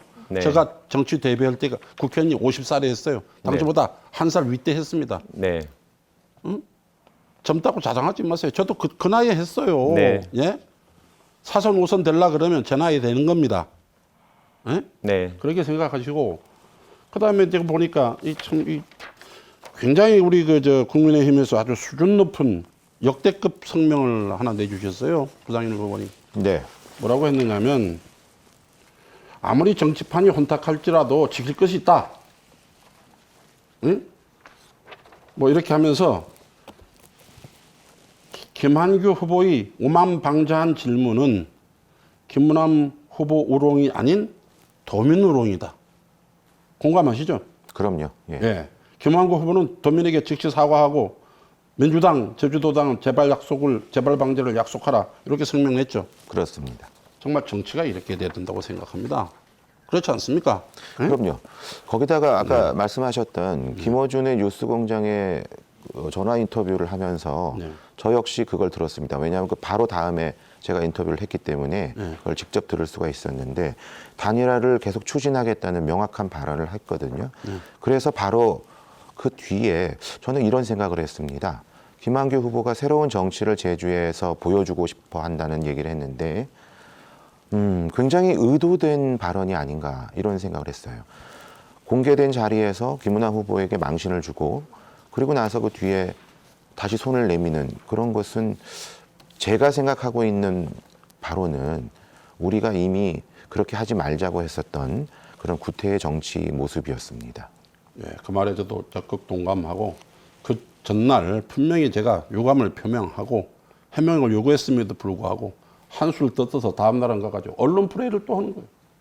그래서 또 여기서 추궁당하면 기억이 나지 않는다. 정말 그 정치 신인이라고 생각할 수가 없어요. 기성 정치인을 아주 부패 정치인을 훨씬 뛰어넘는 정치 공작, 정치 공학에 능한 정치 신인이다 생각하고 이번 선거는 이런 정치를 위한 것이 아니고 정치 공작이나 정치 공학에 능한 사람을 퇴출시키는 그런 선거가 돼야 된다고 생각하고 이런 것을 기반으로 해서 앞으로 정치 발전을 이루고 또 이런 엄격한 검증을 통해서 선발된 사람이 지역을 대표해서 지역 주민과 더불어 지역 발전을 견인하고 소통할 수 있는 이런 계기를 만드는 선거가 돼야 된다고 생각합니다. 그리고 좀 아픈 말이지만 김한규 후보는 좀 인간적 예의를 좀 갖춰주시기 바랍니다. 네, 시간이 다 됐습니다. 네, 이번에는 국민의힘 부상일 후보 순서입니다. 역시 발언 시간 9분이고요. 9분간 자유 주제로 주도권 토론 진행해 주시면 됩니다. 네. 네. 저는 지금 이 논쟁, 김한규 후보가 김문함 후보께 사퇴를 생각하고 있느냐라고 공개적인 자리에서 얘기하고 본인은 그런 내용을 전혀 모르는 것처럼 얘기했다가 다음 날 다른 언론 인터뷰에서는 단일화를 추진하려고 하고 있다는 본인의 또 속내를 말씀하셨어요. 심리학에서 그런 말을 합니다. 무의식 중에 나오는 말이 그 사람의 본심이라고. 만약에 김한규 후보가 다른 언론 인터뷰에서 그런 말을 한 것을 기억하지 못할 만큼 무의식적에 나왔던 얘기라면 그건 분명 본인의 본심이 될 수밖에 없습니다. 저는 그런 점에서 우선 김한규 후보가 김문환 후보에게 정말로 큰 결례를 한 것이라 생각합니다. 그 점에 대해서 김한규 후보 사과를 이 자리에서라도 하는 게 맞지 않겠습니까? 네, 저는 그 부분에 대해서 우리 김문함 후보께서 사퇴할 의사가 전혀 없는데 제가 사퇴를 조장하는 것처럼 그렇게 이해하셨다면 그 부분에 대해서는 명확하게 사과드립니다. 제가 그럴 의도가 없었는데 우리 김 후보께 결례를 한 것 같습니다. 죄송합니다. 그럼 바로 그 다음에 한 언론 인터뷰에서 내가 단일화는 손해볼 게 없다. 단일화를 끝까지 손을 내밀어서 추진하겠다. 그 얘기는 네, 어떻게 단일화에 대해서는 이제 언론에서 계속 질문을 하는 거죠. 왜냐하면 같은 민주당 출신의 정치인이기 때문에 당연히 같은 정치적인 지향을 갖고 있는 사람들끼리 혹시 단일화 의사가 있냐라고 물어본 거였고요. 저는 계속 같은 마음입니다. 우리 김문함 의원님께서 민주당에서 3선이나 한 아주 중진 의원이시고 제주도의 큰 정치인이셨기 때문에 같은 정치 지향을 갖고 있는 후배에게 한번 기회를 주십사 부탁드리는 겁니다. 글쎄요. 저는 이런 생각을 했습니다. 제가 기울어진 운동장, 민주당의 오만함을 계속 말씀을 드렸는데 도민 여러분, 김한규 후보가 자신이 당선될 가능성이 민주당 후보이기 때문에 당연히 높다는 그런 자신감과 오만함이 없었다면 과연 어제 그런 일이 벌어졌을까 싶은 것입니다. 지금도 사과의 말씀을 하시는 게 어떠냐는 저의 제안에 그 뒤에 있었던 단일화와 관련된 그 발언은 사그리 무시하고 있습니다. 여러분께서 잘 판단해 주시기 바라면서 다음 질문 하겠습니다. 김한규 후보에게 그럼 추가로 좀 더 물어봐야 될 것들이 좀 있습니다. 우선 문재인 정부의 정무비서관으로서 중요한 직책을 하셨는데 문재인 정부의 성과에 대한 부분을 여쭙겠습니다. 자, 인천공항공사 인구공 문제라고 하죠. 2030들에게 굉장히 큰 아픔을 준 문제인데 이거 잘했다고 생각하십니까? 아니면 사과를 지금이라도 해야 된다고 생각하십니까? 저는 그 전에 제 말씀 잠깐 한마디만 드리겠습니다. 네. 죄송하지만 저는 김은남 의원님과 후보와 우리 부상일 후보께서 왜 이렇게 단일화 부분에 대해서 되게 민감하게 반응을 하시는지 잘 모르겠습니다. 그 점에 대해서는 여전히 지금 만약에 인식이 잘못되신 것 같아요. 민주당이라서 단일화를 논의하는 것 자체가 문제가 아니라 김은하 후보를 공식적인 자리에서 확인되지도 않은 사실로 인격적인 모독을 줬기 때문에 문제를 삼는 것입니다. 이제 그 문제는 그만하시고요. 따로 입장을 밝히시기 바랍니다. 제가 아까 여쭤봤던 거 인구공 사태 어떻게 생각하십니까? 잘했다고 생각하십니까? 잘못됐다고 생각하십니까? 저는 방향성은 맞다고 생각합니다. 알겠습니다. 다만 당시에 구체적으로 그 정규직들이 상대적 박탈감을 가질 수 있는 부분을 미처 생각하지 못하고 일단 비정규직의 정규직화라는 대명제만 생각하고 구체적인 방안에 있어서는 단답으로 좀 성급한 해주시기 부분을 바라요. 가졌다고 생각합니다. 저는 질문에 대해서 그러니까 30초 잘못했다는 정도는 말씀이신가요? 답변을 할 수 있도록 우리 사회자께서 처음부터 말씀을 하셨습니다. 그러니까 잘못했다는 아쉽다는 표현은 그렇게 제가 이해도 되겠습니까? 네, 그 부분에 알겠습니다. 대해서는 평창 올림픽 때 남북 단일 팀을 구성하는 그 과정에서 여자 아이스하키 팀이었죠. 젊은 사람들에게 굉장히 큰 네, 박탈감을 주는 그런 사례였는데 그 점에 대해서는 어떻게 생각하십니까? 전 잘못됐다고 생각합니다. 네, 잘못됐다고 생각하시죠. 탄도미사일을 비롯해서 우리 공무원이 피살되고 한 북한의 정말로 지금 규탄 바다에 마땅한 그런 행동이 있었습니다. 이에 문재인 정부는 적절하게 대응하지 않았다는 비판을 받고 있는데 그 점에 대해서는 어떻게 생각하십니까? 저는 탄도미사일 부분은 문재인 정부가 계속 명확한 이제 입장을 갖고 있다고 생각합니다. 대북 제재 대상인 탄도미사일에 대해서는 항상 문제 제기를 했고 그거에 대해서 규탄하는 성명을 분명히 냈습니다. 거기에 해당되지 않는 미사일 그런 경우가 구분을 했는데 이거에 대해서 구체적으로 구분하지 못한 채 문재인 정부의 대응에 대해서 잘못 판단하시는 게 아닌가 싶습니다. 그거는 도민 여러분, 국민 여러분이 판단하실 문제이고요. 우리 네. 공무원이 피살된 사건에 대해서는 어떻게 생각하세요? 공무원이 피살된 부분에 대해서도 상당히 안타깝고 정부가 문재인 그거에 정부의 대해서 대응이 어땠다고 생각하시는지를 여쭤봅니다. 잘했다고 생각하십니까? 잘못했다고 생각하십니까? 문재인 정부의 대응은 적절했다고 생각합니다. 그래요. 적절했다. 소득주도 성장. 굉장히 큰 문제를 지금까지 불러일으켰는데 이거는 제대로 추진된 것이다. 아니면 잘못된 것이었기 때문에 수정해야 된다. 어떻게 생각하십니까? 저는 소득주도 성장, 구체적인 집행 과정에서 목적한 바를 다 이루지 못했지만 방향성에 대해서는 지금 한번 충분히 공감할 수 있는 제안이었다고 생각하고 저는 이 알겠습니다. 부분이 잘못된 정책이었다고 생각하지는 않습니다. 네, 알겠습니다. 지금까지 문재인 정부가 했었던 여러 가지 일을 여쭤봤는데 크게 잘못한 부분은 없다고 생각하시는 것 같아요. 그런데 우리 국민은 대통령 선거에서 이런 민주당 정권을 심판하여서 정권이 교체되었습니다. 저는 그 부분에 대해서 우리 김한규 후보 민주당 소속의 국회의원으로 나오신 것만이 아니라 심판을 받아야 되는 여러 가지 과정에 책임이 없다고 생각하지 않아요. 좋습니다. 그럼 하나 좀 더 여쭤보겠습니다. 그 지역경제 활성화와 관련해서 여러 가지 말씀을 하셨죠. 그렇지 않습니까? 네네. 예. 그런데 지금 저희 국민의힘 제주도당에서 제보를 받은 내용을 보면 김한규 후보의 유세 차량이 제주도 번호판이 아니라 경기도 번호판을 달고 있는 화물 차량으로 그렇게 확인이 되었는데 맞습니까? 그건 제가 모르고 있었습니다. 모르고 계셨습니까? 화물차 번호판까지 제가 신경 쓰지는 않으니까요. 아니요. 화물차 번호판을 네. 신경 쓰느냐의 문제가 아니라 네, 제주 지역 경제 활성화 관련해서 네, 지금 제주 지역의 화물과 관련해서 화물차 업주들이 굉장히 어려움을 겪고 있는데 그래서 이제 제주 지역에서 출마하는 사람들은 그 부분을 많이 고려를 합니다. 그러니까 그만큼 제주 지역의 실정을 몰라서 그랬다는 말씀이라고 들어야 될까요? 뭐 선거 유세 차량까지 제가 일일이 소개하지 네. 않아서 알겠습니다. 네, 그런 부분이 있었다면 미흡했던 것 같습니다. 알겠습니다. 그러면 그다음 민주당의 전략공천과 관련해서 민주당의 전략공천에 전략이 없다 이런 주장을 우리 김은남 후보께서 하셨거든요. 왜 그 전략이 없다고 생각하시는지 좀 죄송합니다. 시간이 부족해서 좀 간단하게 김은남 후보께서 말씀해 주시면 고맙겠습니다. 전략공천이라고는 것은 기본적으로 아주 열세한 지역에 거물급 인사를 투입을 해가지고 그 판을 뒤집으려고 하는 게 전략공천이죠. 다만 시간이 없다고 해서 전략공천은 아닙니다. 네, 알겠습니다. 부상일 후보가 어떤 과정을 통해서 후보가 됐습니까? 후보 등록 전날까지도 지금 경선을 하지 않았습니까? 네, 그렇습니다. 그렇게 했으면 제가 출마하는 일도 없었을 테고 또 전략 공천에 지금 과연 우리 김한규 후보가 적합한가? 정치 경력이라고는 2년입니다. 네. 부천에서 제가 시간이 떨어지고 좀 부족해서. 그다음 저 강남에서 떨어지고 제주도 온 것밖에 없는데 예, 잘 이 들었습니다. 사람을 전략 공천의 예. 대상으로 생각할 감사합니다. 수는 없다는 것입니다. 제가 그게 이제 전략이 없다는 겁니다. 제가 네.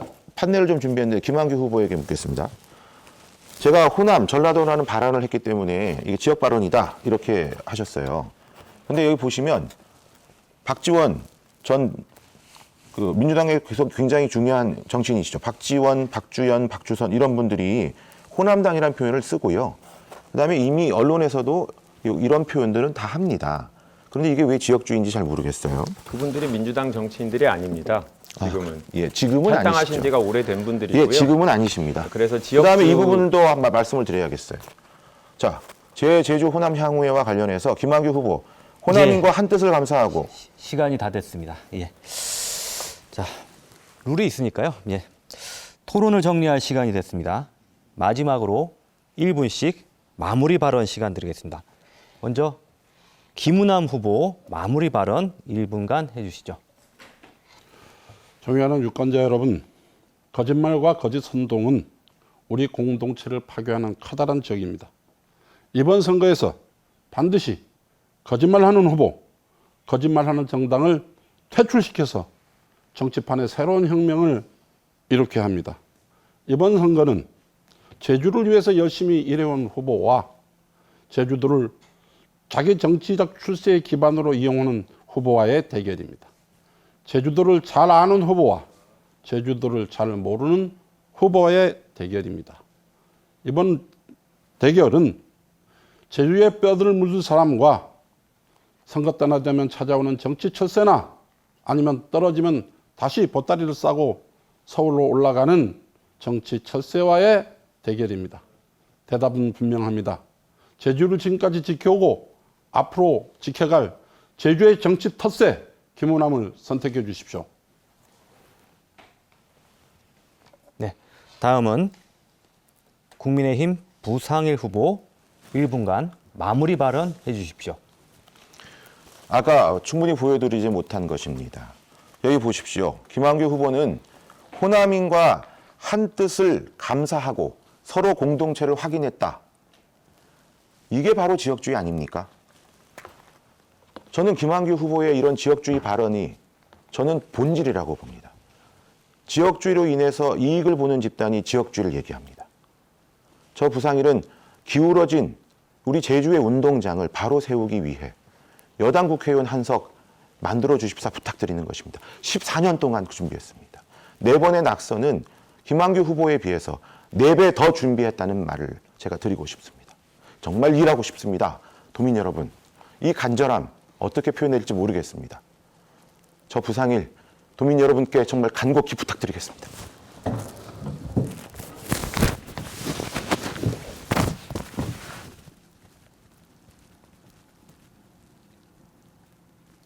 예. 시간이 다 됐습니다. 예. 예. 다음은 더불어민주당 김한규 후보 1분간 마무리 발언해 주십시오. 존경하는 도민 여러분, 거리에서 도민 유권자들을 만날 때 이제 저를 반갑게 맞이해 주시는 지금 이 순간 너무나 행복하고 여기서 정치를 할 수 있게 되기를 간절히 원하고 있습니다. 부족한 저를 받아주시고 키워주셔서 감사합니다. 이제 여러분들의 선택을 받아 여러분들과 함께 제주도의 미래를 한번 키워내보고 싶습니다. 새롭고 신선한 인물, 저 40대 국회의원 후보 김한규를 여러분들께서 선택해 주신다면 제주도의 정치를 바꾸고 우리 제주의 미래를 고민하는 젊고 역동적인 정치를 보여드리겠습니다. 변화를 선택해 주십시오. 여러분의 선택, 제가 반드시 성과로 돌려드리겠습니다. 도민들께 부탁드립니다. 감사합니다.